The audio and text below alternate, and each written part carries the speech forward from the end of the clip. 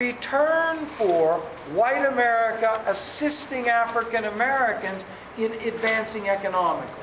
Remember, he said, in all things social we can be as fingers, but as things that are mutually beneficial as the hand.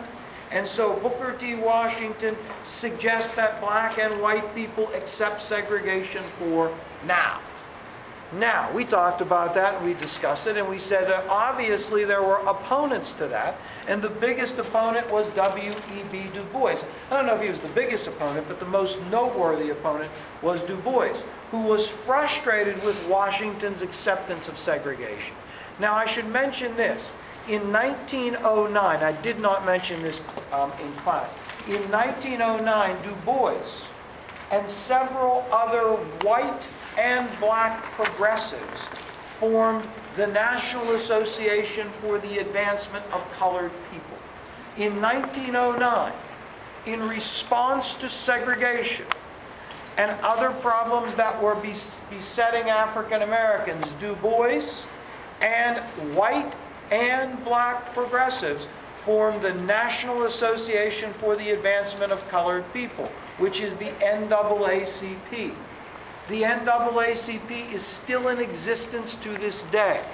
And it is going to be the NAACP that pushes for the rollback of segregation and Plessy versus Ferguson.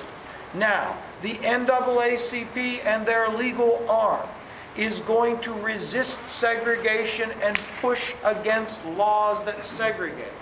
But really, the two big things that really bring the issue of segregation to a head for African Americans is World War II and the Cold War. Now, if you think about World War II, the United States rallied the population to fight for freedom, democracy, and liberty. Part of the population that participated in that fight were African Americans. We know this. We know that African Americans served in large numbers.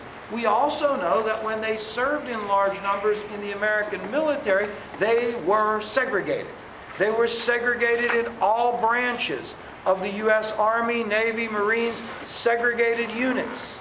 Now, we know that when they returned after fighting for their country, they were frustrated that they were deprived freedoms and liberties that they thought they were fighting for others. Now, if you think about this, you think about what we talked about today and the Truman Doctrine. We, the United States, should be there to support people who are fighting oppression. And that was the word that they used anywhere. Well, the Russians said, hey, wait a minute. Aren't you oppressing people?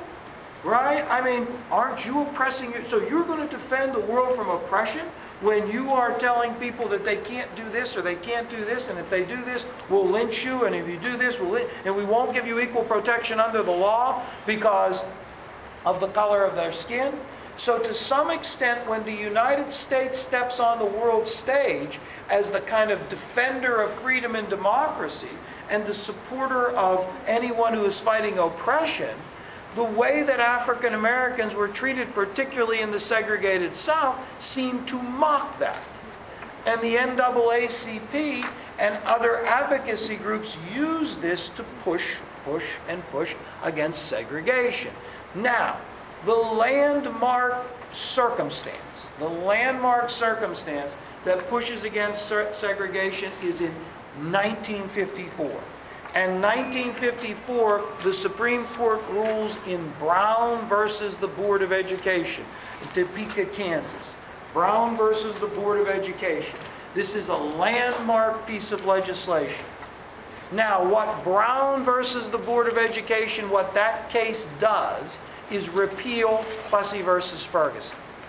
What the Brown decision says is separate is inherently unequal.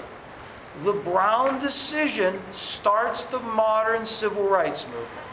So the civil rights movement that we are talking about here in the 60s starts with Brown, because the court ruled that schools in the United States had to be desegregated with all deliberate speed.